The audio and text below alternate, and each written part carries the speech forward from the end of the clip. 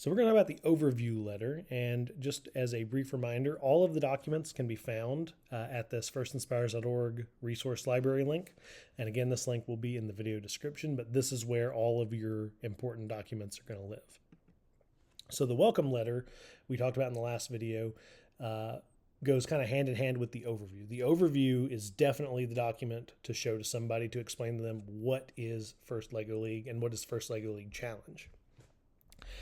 The first thing we hit on in this document are the first core values. The first core values are important because they're going to kind of weave in through everything you and your team do. If you've never been involved with the program before, the first core values are a great introduction to kind of what First and First LEGO League are. And this pie chart is super helpful because a lot of people get into First LEGO League Challenge. They see the robot game and they're like, oh man, I love the robot game. That's great. And they focus on that, and then they're surprised at the end of the season when they didn't maybe do as well as they thought they would. That's because the robot game is only a small piece of the puzzle here. You can see that the robot game only fills in this 1/4 wedge of the pie chart. That's because the robot game, how you do on the table, the number of points you score, that's really only a fraction of how you're being evaluated. In First LEGO League Challenge, we evaluate teams in 4 areas. One area is the robot game, and it's pretty cut and dry. It is how well did your robot do at accomplishing the missions? How many points did you score in the 2.5-minute match? And that's what we're evaluating here. But we'll come back to that because there is a little bit more to it. Related to the robot game is the robot design. That's this wedge of the pie chart. The robot design is evaluating 2 things about the robot. One of the things it evaluates is looking at what is the design of your robot. Is it a good design? Is it a robust design? So this is looking more objectively at the structure and programming of the robot. That's only part of it, though. A bigger portion of this is actually looking at what process did you follow to get to this design? Did you implement good engineering principles? Did you implement a testing procedure? Did you learn from your testing? So the robot design is a judged area. So you'll interact with judges and they'll evaluate the design of your robot just as much as the referees who are scoring your robot game. The third piece of it is the innovation project. Now, in addition to a robot, all of our teams identify problems in a challenge space, and they research that problem, they develop a solution to that problem, and then they share their findings on that solution. And so that is another aspect of the competition. And again, this has nothing to do with the robot. So an important note here is that First LEGO League Challenge is not a robotics competition. It is a STEAM competition, because you're implementing these procedures and ideas in science, technology, engineering, arts, and mathematics. They all come together. Only one piece of it is the actual robot game. All right, so that's 3 of your 4 areas. And the 4th area is core values.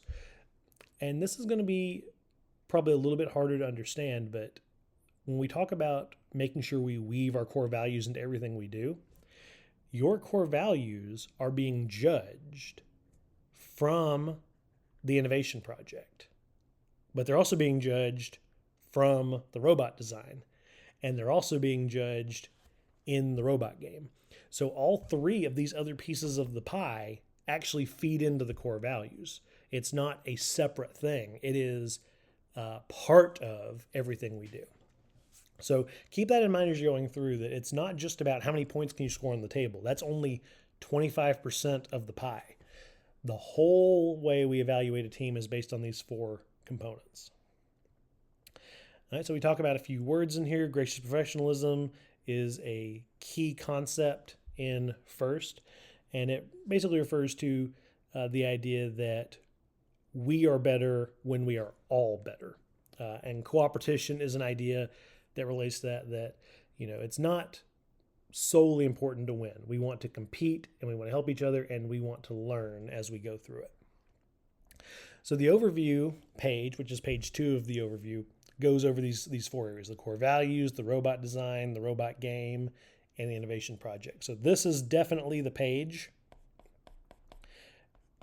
If you or someone involved in your program has never done this before, this is the first thing they need to read after probably the core values.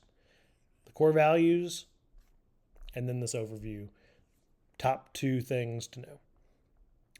So then each of these sections gets their own one page. The robot design, robot game. This talks about what you should expect in your robot design. The innovation project page, super important. It actually tells you what is your challenge area. So this year, we're going to identify and research a problem related to exploring the oceans. That's it. That's the challenge. So it can be any problem related to that and any solution to solve that problem. And so this will walk you through what to do for that. And one of the new things that have been implemented this year are the project sparks. And project sparks are, I have no idea where to start on the project. This is where you can start. So the project sparks are actually a few I don't want to say pre-packaged because there's not much detail given to them, but it is a project to start with. And so if your team is struggling or you just need somewhere to go, this is a great place to start in the process on the innovation project.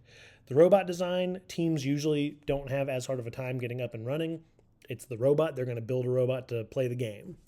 The project can be a little bit more intimidating.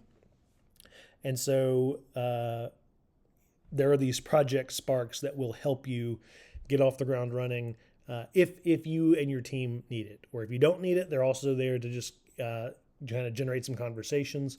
And there are lessons in the sessions kind of guided around that. And so then there are a few pages in the document that go over the challenge story, some cute little panels where you and your team can kind of fill in the blanks on what's going on there. And some of these are related to the project sparks.